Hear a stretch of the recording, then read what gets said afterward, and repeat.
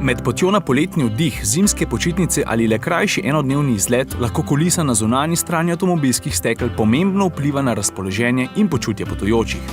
Tudi zato smo tokratno avtomoto delavnico v sodelovanju z Oplom v celoti namenili družinam.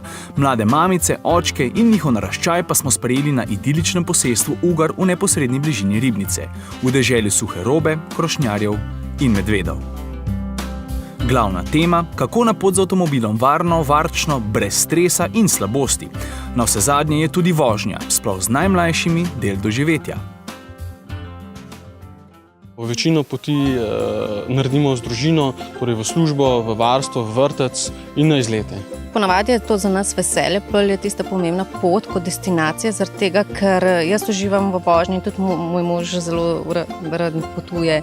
Tako da tudi otroci so nekako navajeni na to pot. Pri treh otrocih se to vedno kaj zgodi, tako da je pestro v našem avtu od začetka do konca vožnje. Lepo, počas, zmerno, nobenih tistih hitrih prehitevanj ali karkoli. Tudi izlet pa delavnice, to meni danes zelo koristilo. Seveda tudi tokrat nismo pozabili na pravilno nastavitev vozniškega delovnega prostora, saj ta ni le osnova za varnejšo in udobnejšo vožnjo, ampak tudi za pravilnejše in hitrejše reagiranje v primeru stresne situacije. Podrobneje smo spregovorili tudi o klimatskih napravah, ki naj ne hladijo telesa, ampak kabino. Razložili smo, kako razgret potniški prostor najhitreje ohladiti, opozorili na priporočljivo razliko med zunanjo in nastavljeno notranjo temperaturo ter opisali nekaj ključnih razlik med različnimi tipi klimatskih naprav. Pri kateri temperaturi običajno stabilizirate klimatsko napravo? 23,5 stopinj Celzija imamo nekje. Na kratke vožnje mi na Koroškem skoraj ne uporabljamo klime. Odprta okna, tako mož rekel, privoščimo si pa klimo, takrat ko gremo pa na dolgo turo. Jaz imam pa načeloma s klimo probleme, tako da zaradi tega smo mogoče še malo bolj varčni pri tej, rajši manj imamo klimo kot več. Kam pa usmerite zračni tok? Pustim na avto najbolj zna določati kam, usmerja šobe avtomatično. Ko se družina odpravi na pot, je vsak prtljažnik praktično premajhen. Naj to pravilo drži ali ne, z našimi udeleženci smo spregovorili o tem, kako pomembno postane varno nalaganje tovora v avto takrat, ko je treba močno zavirati. Na svet smo dobili, kako je pravilno pakirati, tako da je varno tudi. Pazimo, da ne bi kaj naprej zletelo, pa tako. Težje stvari nekam na tla, lažje na vrh. Jaz sem pred kratkim potovali in vsak kotiček avta spravimo vse in potem je še svojim neseserjem pridem, dragi, kam pa naj to dam? In cel sistem si mi porušila. To je en veliki projekt, da se vse to spakira, da se vse to... Moramo se kar organizirati, zato je odgovorna mama, tako da ona prevzeme odgovornost za pakiranje, pa za vse, jaz pa za pot samo. Zaradi naglice in prepolnega prtljažnika pa se zgolj zamenjava predrte pnevmatike lahko sprevrže v pravo nočno moro. Se veste, takrat, ko moramo ob rob ceste zložiti vse tiste raztresene malenkosti in vrečke. Preden pridemo do trikotnika, dvigalke in odsevnega jopiča, lahko traja kar nekaj časa. Na koncu smo se vsi strinjali, da avtomobile pogosto natlačimo preveč in skoraj vedno v časovni stiski. Predlagamo, da se tovrstne problematike lotimo še zgodaj, vsaj dan pred odhodom. Pa pakira potem vi? Ne, tudi žena. Vse dela žena. Ker je pogost sopotnih daljših potovanj tudi slabost, še posebej pri visokih temperaturah in na slabših ter zavitih poteh, smo pomemben del pozornosti namenjene najmlajšim posvetili prav izbiri pravilne prehrane in pijače pred in med potjo. O tem je z našimi udeleženci spregovorila strokovnjakinja za prehrano Petra Jakob. V glavah staršev vedno mislimo, da gremo na poti, potrebno jesti, je pa pri tem ravno obratno. Ne jejo, če jim pač ne paše. Kakšno suho hrano, prepečen, kakšen kreker, nepreslan seveda. Tekočine pa seveda po požirkih, zato da otrok ne dehidrira, neko mlačno stvar, čaj, vodo, se pravi ne premrzlo, ne pretoplo, pa tudi seveda ne sladko gazirano in kar podobnih teh pijač. Z vrtcem se pa ustavimo na parkirišču, potem pa ko se imamo boljš, gremo pa nazaj na pot.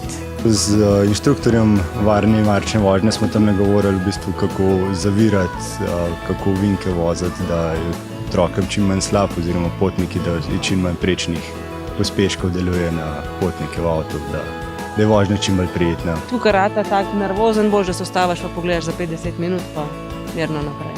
Po mojih izkušnjah risanke pa take stvari, da bi med vožnjo bral, jaz raje ne dajem, ker meni osebno to povzroča slabost. Če je to začetna faza, se ta slabost lahko še umiri. Če poznamo pa starši svoje otroke, če vidimo, da to ne bo šlo, se je potrebno ustaviti, po možnosti v senci in postank ne bo dovolj dolg, da se otrok res popolnoma umiri. Če bo ta postank trajal par minut, bo slabost čez 2 minuti spet nazaj. Kar je naravnih sestavin, ki pomagajo, pa recimo ingver, meta, ki pomiri želodec. Ingver se dobi danes v zelo različnih oblikah, tudi takim, da so otrokom primerne za uživanje, ker vemo, da ni lih najbolj prijetnega okusa ingvera. Čeprav so vsaj generalno cestna pravila povsod enaka, so lahko razlike v cestah, mestnih jedrih in oznakah precejšnja. Švigaj šage, pa greš do tistega ovinka. Če dodamo še drugačno kulturo in vedno prisotni lokalni temperament, je možnosti, da se na tujem zapletemo v zanimive vozniške dogodivščine več kot dovolj.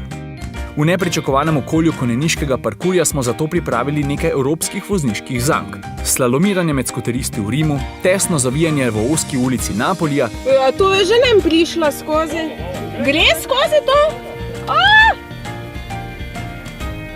To je šlo na centi. V takšnih situacijah ostanimo mirni in zbrani. Ne pustimo se vreči s tira morebitnim nestrpnim domačinom in prikličimo iz spomina tehnike opazovanja, manevriranja, gledanja v vzvratna ogledala in vrtenja volana, pa bo šlo. Tudi skozi šivankino uho.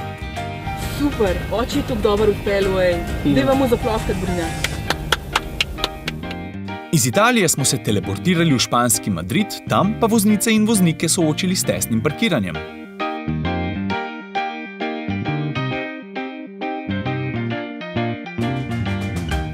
Kamero. Zdaj gremo pa v Pariz.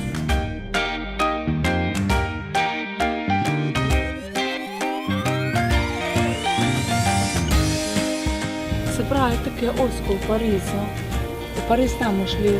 In prav francoska prestolnica je nekaterim s svojimi ozkimi ulicami delala največ težav.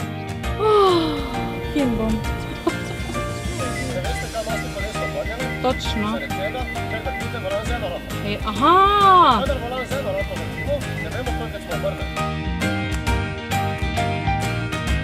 Jaz pomagam. Ne rabiš mi pomagati.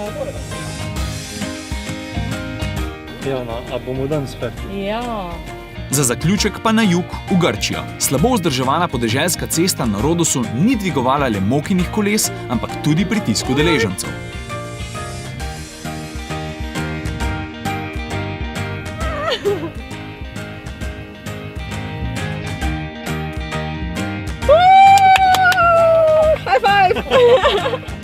In kako bi drugače zaključili našo delavnico kot s kratko turistično vožnjo po okolici Ribnice, zgolj z napotki, ki jih je po ribniško zavil krošnjar Urban. Na poti pač ne gre brez izzivov, ki naredijo naša potovanja tako zelo zanimiva. Tam boste prišli magistralno cesto Ljubljana-Kočevje in boste zavili na lajvu proti Ljubljani. Družinska potovanja z avtomobilom pač niso zgolj premikanja od doma do morja. Avtomobil je soba, v kateri pišemo spomine. Naj vaša družina na prihodnem potovanju zapiše same lepe. 3, 4, 5, 6, 7, 8, 9, 10, 11. Jaz kaj sem nekje že naštela 12?